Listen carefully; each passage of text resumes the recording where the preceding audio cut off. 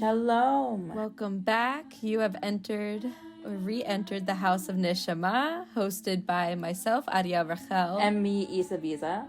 For those who know us, offline or online since our launch, thank you for the love and support. It means so much to us.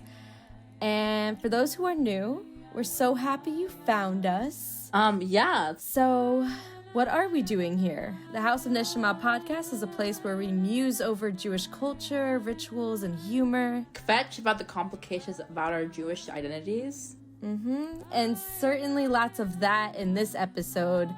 And we do so in hopes of sparking necessary conversations and reflections with other Jews across the diaspora. In other words, you can consider this podcast the matzo ball soup for the wandering Jewish soul. Yes, so we invite you to listen back to our first episode that will offer you a bit of insight into who we are, our stories, dilemmas, Jewish backgrounds, and a little bit of our motivation behind this podcast, and also our Instagram page. You can check us out at House of Neshama. And I am just verklempt that we are here with episode 2. We made it! Which it's been a long time coming behind the scenes. But in this episode is filled with some of our favorite and not so favorite things. Yes, in the soup today, we got the synchronicity within the Jewish experience, or at least ours, resiliency of the Jewish spirit, an encounter with a certain Patty character that led to a vulnerable and nuanced conversation about race in the Jewish community, and just the general microaggressions. So we're going to get into it today. So please stay tuned for all that is to come after the break, and enjoy.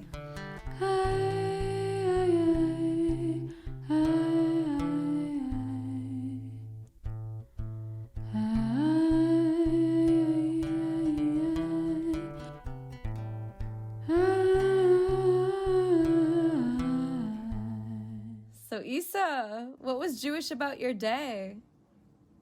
Oh my god.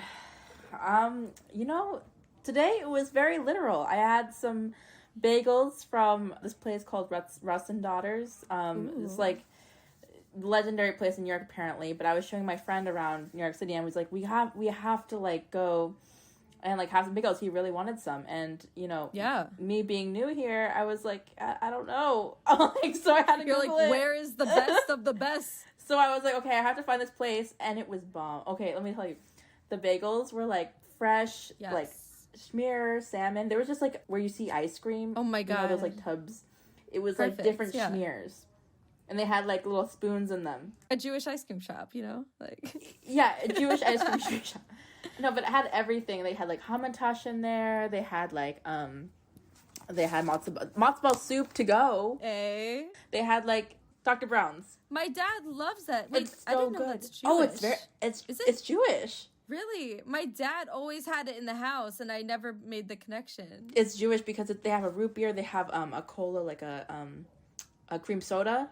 Yeah. And my mom, like, she's the one who introduced me to it. And, like, yeah, anyway, the guy, when I entered in there, I don't think he was expecting me to, like, know all this stuff. When I handed it to him, the Dr. Brown's, he was like, this is a good one. He just respected me immediately when I selected Dr. Brown's. Yeah, anyway, that was kind of my thing. I just finally, showing my friends around Jewish places. My non-Jewish friends. Well, that's important. I feel like it's my duty. If I'm going to be your token Jewish friend, you have to have good bagels. Mm-hmm. We can't deny ourselves. I've been brought back into the light with bagels, honestly, because I was in Seattle and that I was missing out. Apparently it's the water in New York. I looked this up. Apparently there's like something in the water that if you boil them, there's minerals. It's true. It's the water. Wait, minerals? I just thought. I'm sure it's the minerals. There's like there's some scientific explanation for it. Honestly, anyone that knows me knows at some point I've said that to them, whether they're from New York or not from New York. I'm like, it's in the water. It's in the water. I don't know what to tell you. Like, yeah. So there's something Jewish in everything. Yes. Which is why what drew us to this prompt is that there will be things that we feel every day will be Jewish, even in its essence. Yeah. I feel like there's something Jewish about your cat. Really? I do. Yeah. I hope so. Right now she's still a nameless cat, which makes me feel really guilty as a cat mother. So as a Jewish cat mother, I feel like I don't know. We're going through some stuff right now. She's my little gremlin, though. I love this. I don't know if there's anything Jewish about gremlins. We love our children, but, you know, there's dark humor to it. I think it's like we talk stuff about the things we love, or we're learning to love, right? You gotta sometimes, talk shit about them. It's like, my mom used to call me, like, out of good luck. Oh my God. And what did she call you? Oh no. Oh no, well, like, it's like this thing, like, actually this is a reference also in the drag community, but everybody says, hello, ugly, like, like, it's like...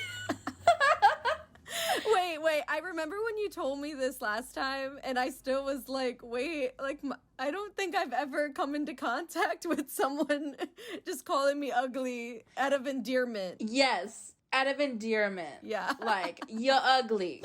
Like, you're so, like, disgusting. Like, you're disgustingly beautiful. Like, you know what I'm saying? Like. It makes me sick. Yeah, you are. No, literally, she said, you are so gorgeous and sick right now. I'm ill. Yeah. Hi everyone. Real quick, I just want to tell you about my longtime project, Neshama, the Jewish Soul. It is an ongoing interactive documentary and living, breathing archive that takes a deeply intimate dive into Jewish womanhood in the United States, told from the voices of Jewish women themselves across a variety of racial, ethnic, and Judaic backgrounds. It's a place for you to hear the unique and eclectic stories, journeys, and perspectives on that crucial topic of what it means to be a Jewish woman. You can see some of the stories featured by visiting neshama.amandapeckler.com. And if you're interested in participating and simply learning more, send us an email at neshama.interact@gmail.com. All right, back to the episode. Welcome back. Something extra special about this episode is that we actually will be reacting to ourselves when we interviewed each other back in April 2021. So just under a year ago, but nonetheless, still past versions of ourselves. Sometimes it's cringy to listen back at these things. Sometimes it's, like, validating to listen back. And so I'm happy to do it with you. Yeah. No, I'm both, like, humbled and, like, nervous when it comes to listening back to these tapes. So much life had happened to both of us since then. We have gone through a lot. We've moved different places. Since the last time we recorded, I made it to New York. And it's been, like, the most crazy, surreal experience. So now that I'm here, I just have, like, I have a similar and different perspective. Yeah. And something that I think struck me, and I think me and Issa share this, where a lot of our work has been about centering other people's stories and other people's experiences. So just the fact that our voices and stories are at the forefront in these episodes has been a bit out of my comfort zone. Totally agree. Sometimes it takes going into someone else's story to bring out the questions you have for yourself and to tell your own story. And to feel comfortable telling your own story, knowing that someone else is revealing their story. As producers, like, we are integrated and we are curious of the world and we want to tell other people's stories. And I don't think we're necessarily, like, hiding our story, but we're figuring out how to tell our own story. And I think, like, through all this, through listening to people, through me listening to Amanda, I learned how to better tell my story every day. Aww. You know, definitely, like, through this past year. And what through the podcast is, like, we're going to be listening to a lot of other people's stories. You might not know completely our whole story immediately. And I think the introduction, while, like, it, we did introduce ourselves, there's so much to us. So you're going to be, like, seeing more, you're going to be learning more about us as this, journey continues. Yeah. And I love that you can't cover it. And I think that speaks to what we're going to dive into in this episode. The Jewish people are multifaceted and complex, and our experiences, our own identities reflect that.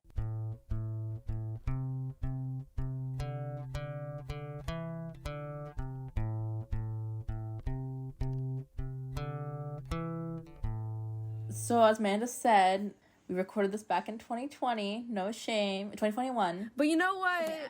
We follow a Jewish New Year anyway. What is time? And now we're going to replay it for you guys.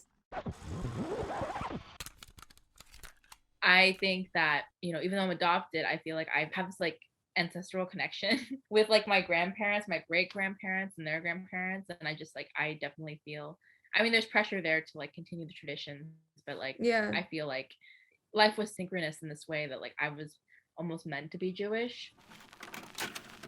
That was me from last year. Yes. Saying like a lot of times, but also some interesting things that I'm still pondering. I think a lot of people struggle with like not knowing where they come from and like being adopted. Like I've always felt in touch for some reason with my ancestors that are Jewish, and like I've always felt like, you know, at growing up I was always someone who was more not like devout, but like just very committed to like these Jewish traditions that my parents were not. And like I felt like kind of like a calling, and I not like I wanted to prove something to other people, but I did want to prove it to myself that like I am Jewish. And like, and even though I didn't know my like great grandparents, like I know motivated me a lot in like carrying on Jewish traditions. And I was like, you know, I'm gonna get a bat mitzvah. I'm like, you know, even though that wasn't traditional in like a lot of senses, you know, when my mom was growing up, I think that was the first generation that was of women who were getting bat mitzvah, because usually it wasn't common. Right. Wow. But I'm gonna carry on. I mean, I was so moved when you first shared it, and I think I never heard some of that phrasing before. I think the fact that you said it was like synchronous. When I learned that word at some point in college about it being like meaningful coincidences, like I never thought about it in relation to like what it means to be Jewish, and the fact that you said you were meant to be Jewish, like that was such a powerful phrase to me.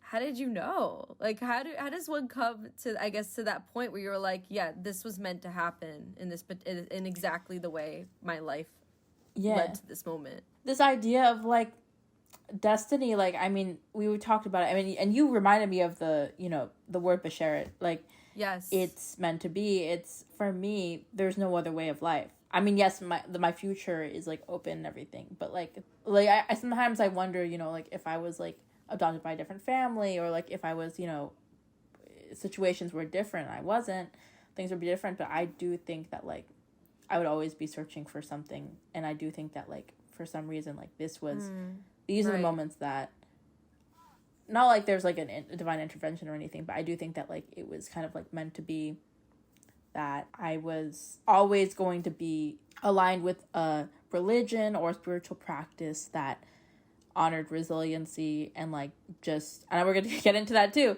but I've always felt like I've always been kind of not like an outsider, but like I've always been someone who's felt like an underdog or always striving for something, and that's made me hungry and passionate for more things. And I feel like being Jewish is a lot of that, and synchronicity is like so important to that, because it's like it's honoring that special moment. Oh, I was dealt with this, or I was dealt with that.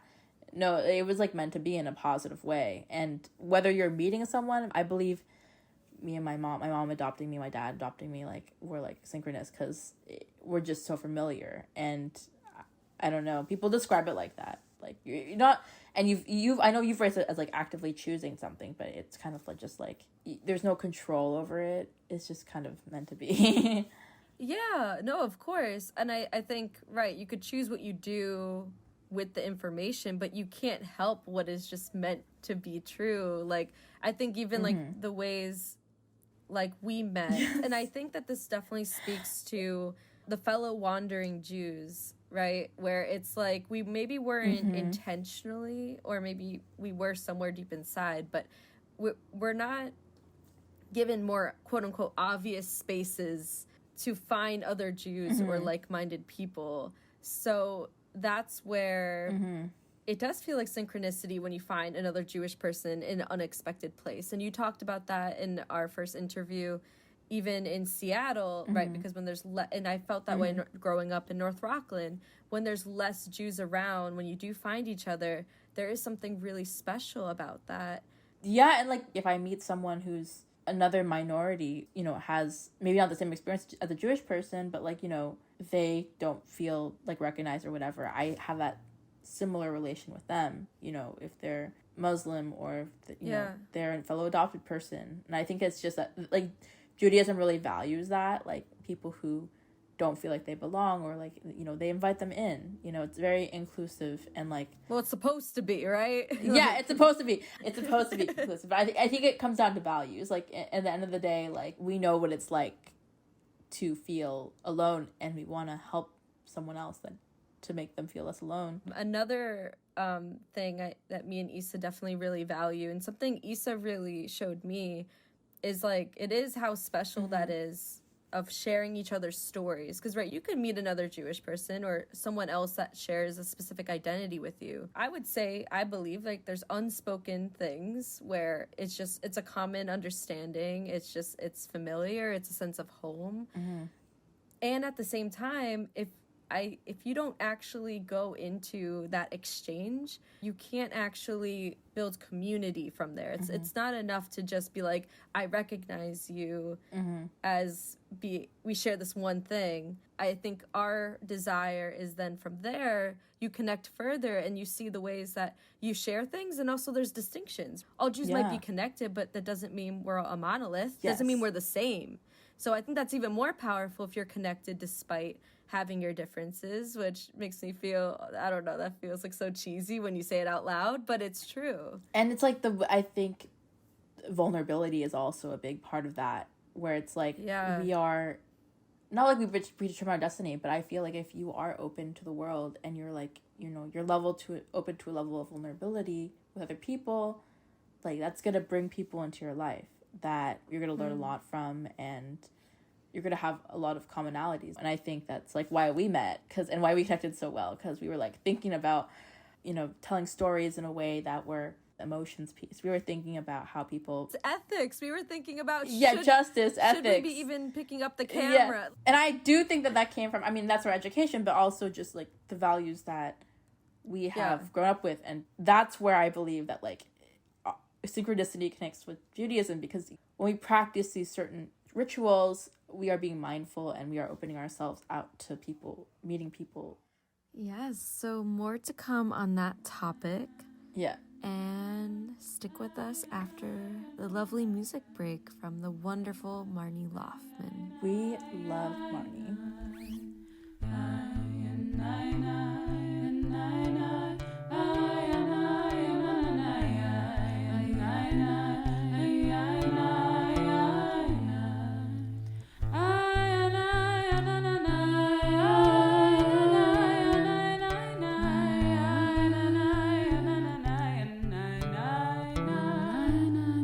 Beautiful listeners, we so appreciate you sticking with us. And now I suppose it is my turn to share an old musing of mine from that 2021 interview. Here it is. Like, I think there is something really resilient about a Jewish spirit, that even if you're not practicing, and even if like generations have gone by, the spirit of what it means to be Jewish lives on, and those who decide to pick it back up, and the fact that me and you have at a certain point have chosen to carry on certain things when maybe even our own parents didn't take on certain traditions. Like, I think there's something to that, and I think I'm very proud of that. Yeah, I don't know. So what are your thoughts about listening back to these, you know, great meaningful revelations and about Jewish spirit? Yeah, that's a belief I've held on to for as long as I've known myself. I could have memories of what it means to be Jewish. I think I was taught resiliency. That's probably one of the first things I was taught, even like going to Hebrew school. And I think that comes from when you're learning about the Holocaust all the time. But the spiritual aspect of it, I don't think I really was able to give language to until I realized that you're allowed to be like a Jewish spiritual person. Like, that wasn't really part of my like Judaic upbringing as a child. Yeah. It was a given, kind of like you were, you know, it was like, I guess, but honestly, I thought I had to look at other traditions. I thought about, with Judaism, it was really just about my relationship with like this distant, you know, ruler of the universe, like this male presence that existed outside of the world that we exist in. When I think of spirituality, I think about, right, my soul. I think about this world that we live in. I think about me and my own body and my own power. And it took me, you know, in my own journey, and I'm still on it, to realize like I didn't have to look elsewhere. Judaism actually has an entire rich history in scripture, and it's all here, and there's layers and layers of what it means to be Jewish spiritually. So I'm kind of glad that I think it's always been there, even if I didn't realize it. Yeah. Yeah, like you were like, we are going to survive this. You know it within yourself that you've done this before. Yeah. And I think also like what I was taught, and I think this came from Hebrew school and growing up, is this idea of us being like the chosen people, which means by this definition, how I made sense of it is that we were chosen to carry the burden, right, of making sure that we make the world, we leave it a better place than how we found it, even when the world didn't want us to be here and still doesn't want us to be here yet. In the midst of that, we're still supposed to try to make it a better place and not just keep to ourselves. It makes sense why we also carry such tremendous generational trauma, because it's such a contradiction, right? We're supposed to be like almost like models, right, for like how to be a good person, but also the more we shine, the more people can also completely destroy us. Like I think the people who are most at risk in the Jewish community, right, are the ones who are most physically, when you see them, they're like when you're in a place of worship, or when we show it, if we like wear our Star of David, it's like choices like that is what's going to make us a target. So it makes sense why people also hid their Jewishness for so long, but it's layers and layers of just like this really hurtful and also, you know, complicated, beautiful, complex relationship with the rest of the world. Because we need to protect ourselves, but then we also need to show people who we are. Exactly. You gotta be it. Like, you gotta be yourself because everyone else is taken. Boom. Yeah, my mom gave me a card that said that. I was like, that was a big thing when I was growing up. You know, when you're trying to try on so many things, like, you can't lie to yourself that you grew up in a different way sometimes. And you are who you are, right. And when you embrace that, and yes, you don't need to embrace everything, you need to stay true to who yourself. So like if you're who yourself are not religious, you don't need to pretend that you are, but like whatever you grew up with or like what you feel like you are now, it's important to embrace that. And if you feel like that's within you, like it's you deserve to feel like you can do that comfortably. And sometimes that means in a resilient way when you're like, you know, doing nonviolent demonstrations, people out in different parts of the world doing, you know, showing that they can still practice their traditions. And it's like, oh, you don't have to be silent about it. The silence is what kills things. Oh, yeah. People are like thinking, oh, why do they think they're so special? Because they're called the chosen people.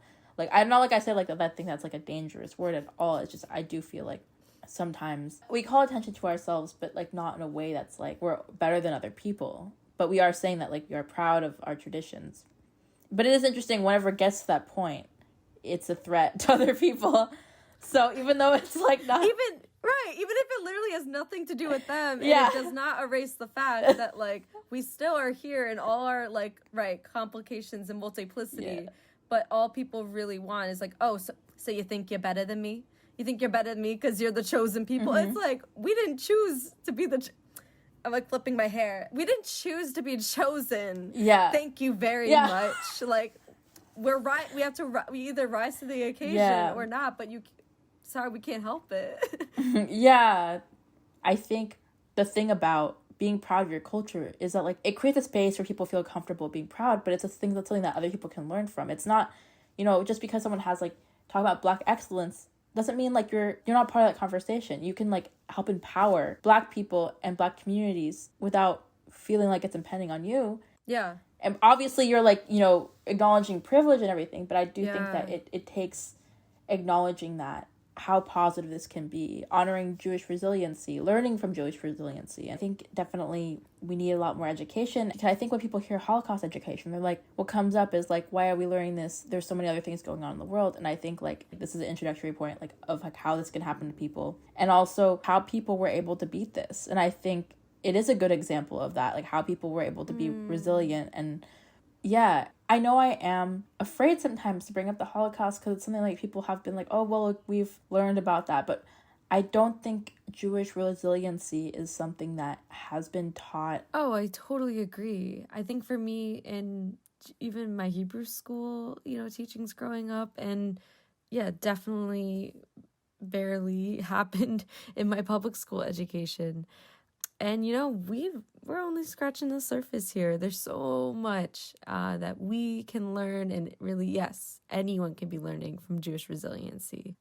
But I do think the story we have coming up next for you all really shows a moment in time where our resiliency and pride across multiple identities was tested, which, that can happen anytime, anywhere.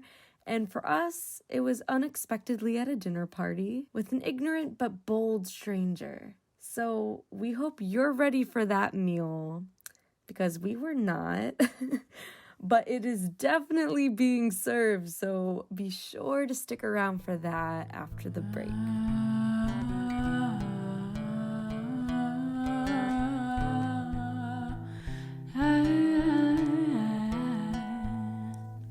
Okay, bringing us into this epic story. Da, da, da. I mean, it happened in a sleepy afternoon in Portland, Oregon. Ariel and I were sitting together on this porch. I had roped Ariel into coming with me to my host family's party. At the time, we were editing our fellowship capstone documentary, and there was free food. A quick nosh before getting back into the editing process couldn't hurt. Then the guests arrived.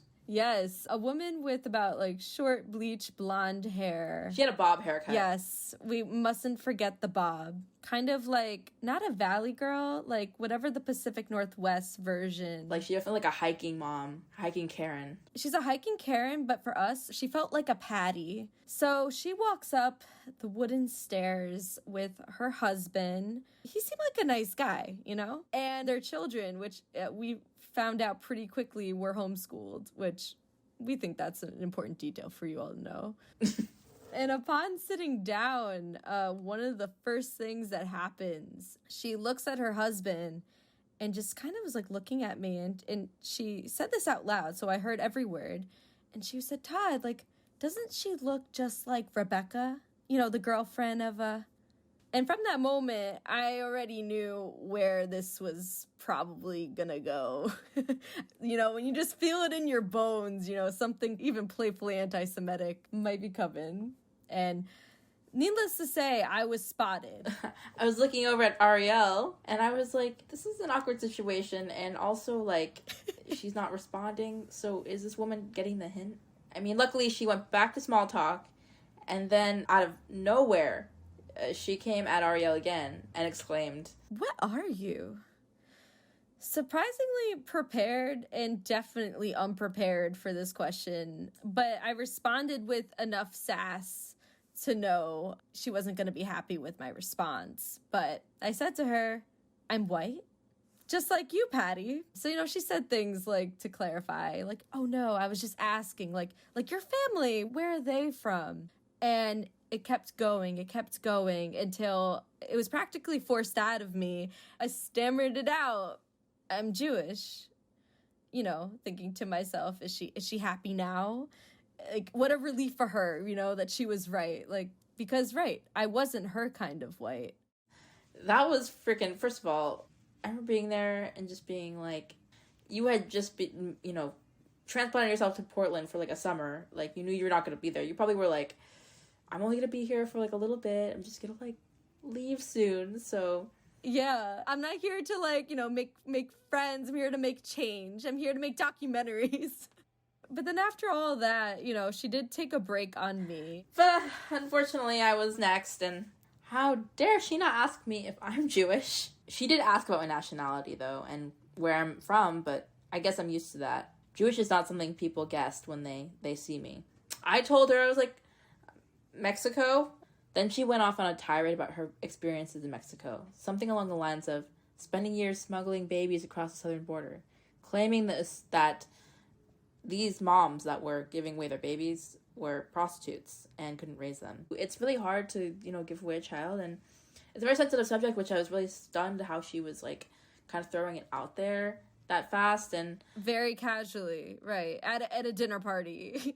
I definitely didn't think that she knew I was adopted, but because she was talking about this, I was okay, I need to say something, because maybe she'll know something about my experience. Then I realized she was completely wrong.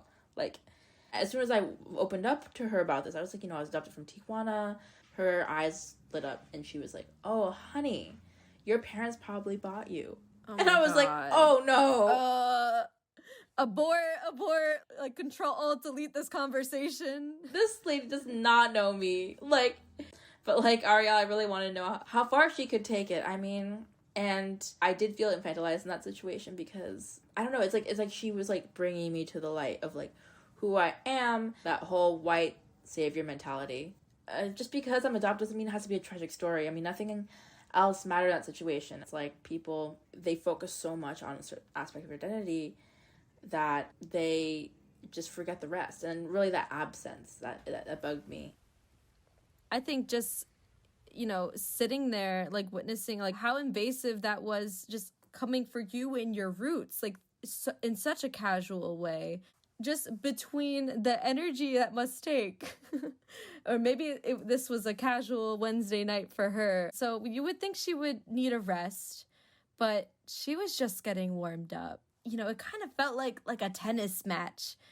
I mean, we couldn't really hit back to her, I suppose, but so maybe would you say it's like dodgeball? I think so. I mean, one offense and just, you know, people trying to, you know, cover their faces. Yeah. And also just like the ways that she was trying to be the expert of like so many different things she knows nothing about. And I think that was really clear what she was sending your way. And I think for me, she didn't know enough about Jews, so she just had a lot more questions. Yeah. So at this point, I kind of accepted defeat. I've dealt with, you know, people asking, you know, and being curious about all kinds of Jewish questions. I mean, me and you are really curious too, right? Like, it makes sense to be curious about what's different from you. But I kind of honestly lost like my power and my willingness to be happy sharing this. Like I kind of surrendered to some invasive questions about my dietary choices, to my love and romantic life trajectory. These really intimate topics with a complete stranger that felt entitled to every last bit of it. This is not a private conversation. This is like for everyone to hear. There's definitely an audience to this conversation. Yeah, this is a podcast. If she had a microphone, she would record us, like, truly, so that she could play it for her friends. She's like, oh my gosh, I think I know these two girls from the party. You wouldn't believe. Oh, God. I can't even. But it is safe to say she felt very connected to us and our stories. And, you know, she did share some of her own throughout the night. This one time, you know, she went to the Holocaust Museum, of course, in DC. And this is the line that I think will haunt me for the rest of my days. And she looked me dead in the eye, and she probably thought we were going to be friends. And she said, you know, it's crazy. They all look just like you. Yikes. Speechless. Yeah. I think at the time it was so absurd. Like, I mean, I could only kind of laugh at that. Like, I don't know what would compel someone to utter those words and, like, what the goal would be. Also, in that moment, I pictured, for some reason, like, a photo from the Holocaust. I imagined, like, boy in the striped pajamas. Yes! I know! I literally imagined some Eastern European girl who's really pale like me with, like, a distinct nose and, like, the same brown hair. Like, literally, like, the stereotype. That's horrible! For listeners who aren't, I guess, Jewish, the patties of the world, like, it's not a compliment. We could give you plenty of other ways to try and connect.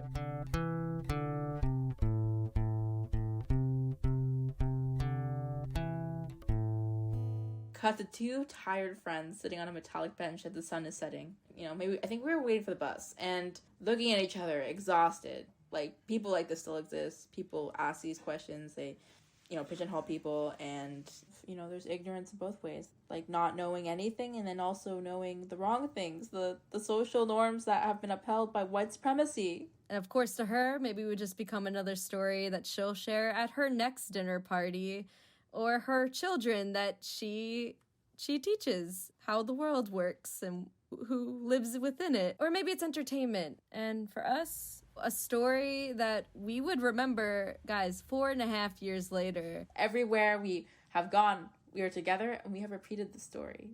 And that is very Jewish. I was gonna say that is very Jewish to tell the same story Over and over and over and over until you get just as sick of it as us. Yeah.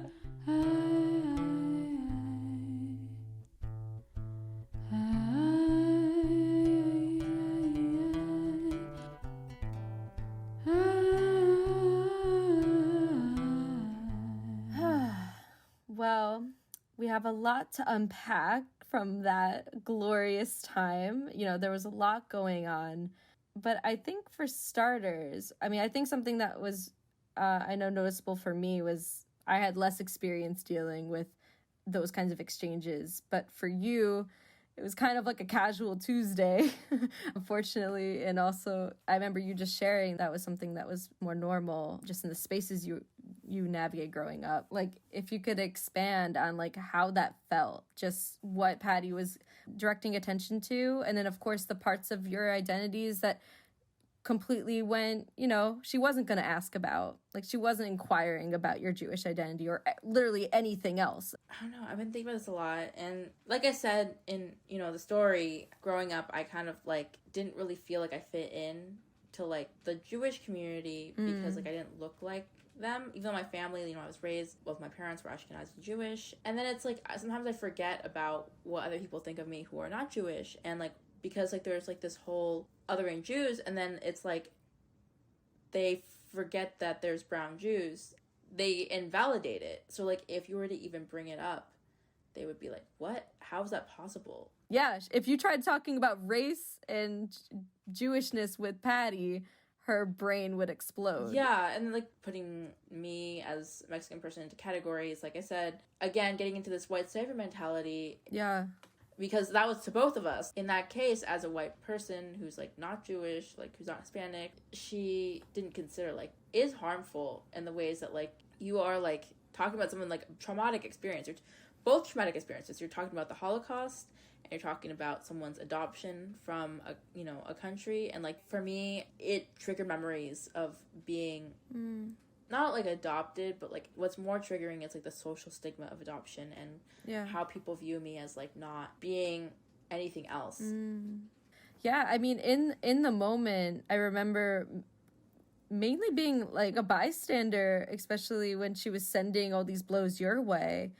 And now, right, I mean, obviously giving grace to our past selves. And I think in general for anybody, like you're not always going to speak up in the moments that you feel like you should have, or even the ways like I didn't speak up for myself in the ways I thought I should have. But now I think what I'm sitting with is like, as your friend, witnessing like this white woman just send this ignorance to you.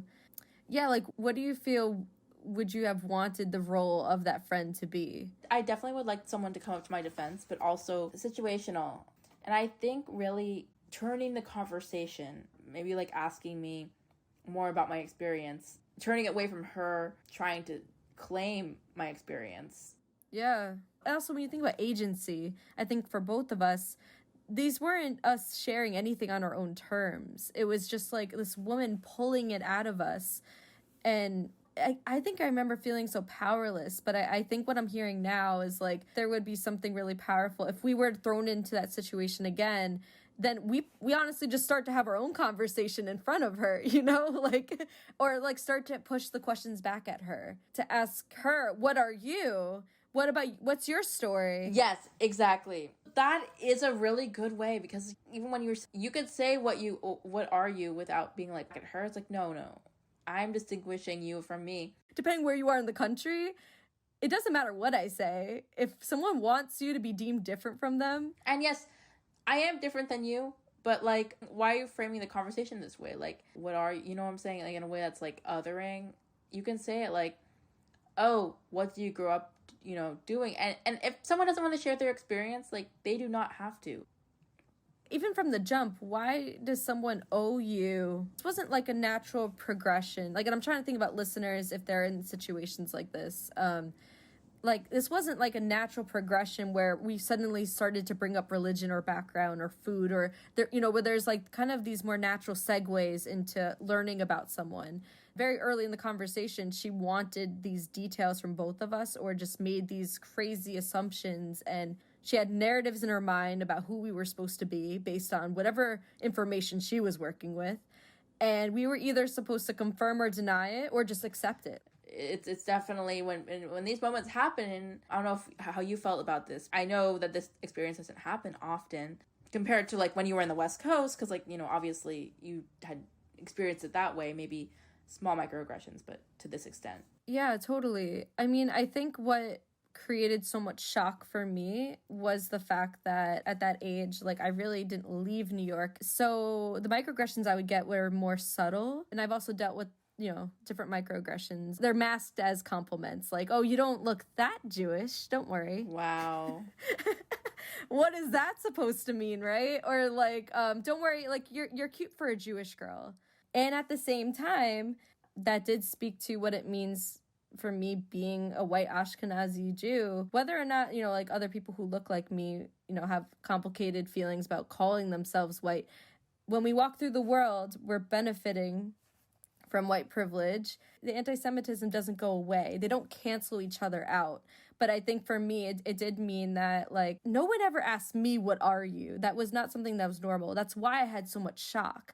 Because I was unprepared. So I think Issa was just, like, holding me after that, like, all right, like, patting my back, like, you'll be okay, girl.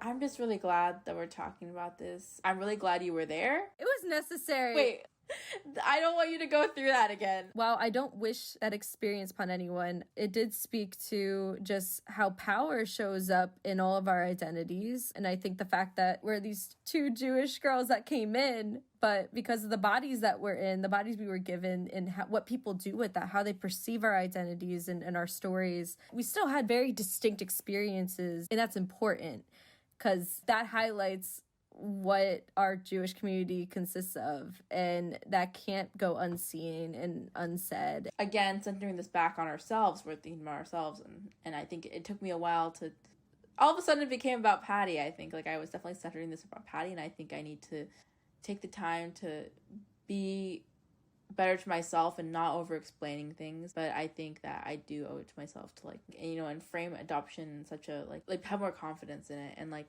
not surrender to the stigmatization.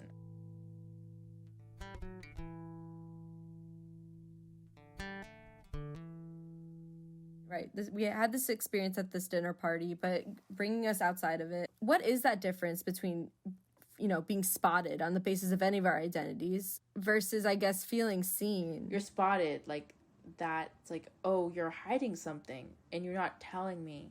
And like, in that sense, I do think that you felt spotted. And like, being seen is like, who are you besides what you look like, your classes, where you went to school? It's not just skin deep. What are the other parts of yourselves that you enjoy, what other people like about you? Maybe you have like something that you're passionate about. You know what's funny though, with feeling seen, like, for me, when I felt the most seen, I think even as a Jew, and it's gonna sound weird when I say it out loud, but it's like me being Jewish wasn't the main topic of conversation, or really wasn't like relevant to why I was connecting with them in the first place. It came up, and then it was like a process of discovery, you know, and then it was excitement because we just learned something about each other. And I think even with me and you, that wasn't our opener. We didn't like look at each other and we're like, Jew, like besties, like, no, like, I mean, but then again, Jewish geography makes this a little bit like, Jew, okay,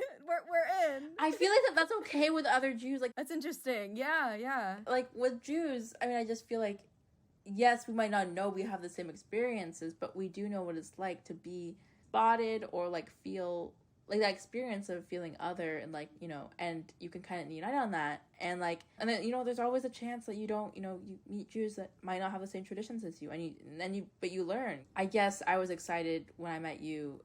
I felt seen by you, and I think that like you ask a lot of questions, like you're very like empathetic in the way that like you want to know about me. And there's, you know, the positives and the negatives. And like for people like that, like I'm saying, like for people like Patty, this is what like not to do, is to spot someone.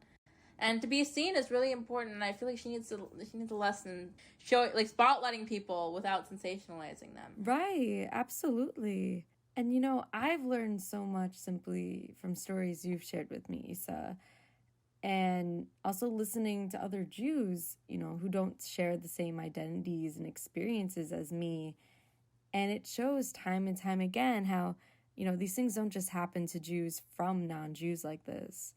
We see different and similar kinds of othering and just like harmful behavior in Jewish spaces too. Yeah.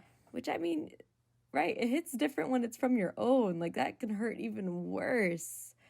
So we definitely want that to be an ongoing conversation that we have with each other, and that can extend however far it can. So what I hope everyone takes away, Jewish or not, whether you've been in either of our positions in your own way, or Patty's, or both, is to really honor the humanity of the people you meet. And when we're dreaming about things like collective liberation and whatever it takes to make our communities healthier, then I hope to the best, that is possible within each of ourselves. Like, we just be sure that we don't miss out on one another.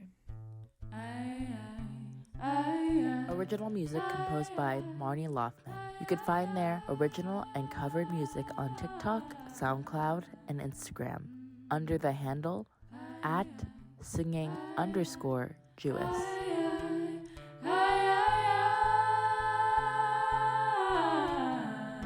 Well, that's the episode. Thank you so much for listening. If we've piqued your curiosity and appetite for matzo ball soup for the wandering Jewish soul, we invite you to follow us wherever you enjoy your podcasting. And if there's any specific topics you're interested in hearing us talk about, or special guests you want us to have on the pod, we would love to hear from you.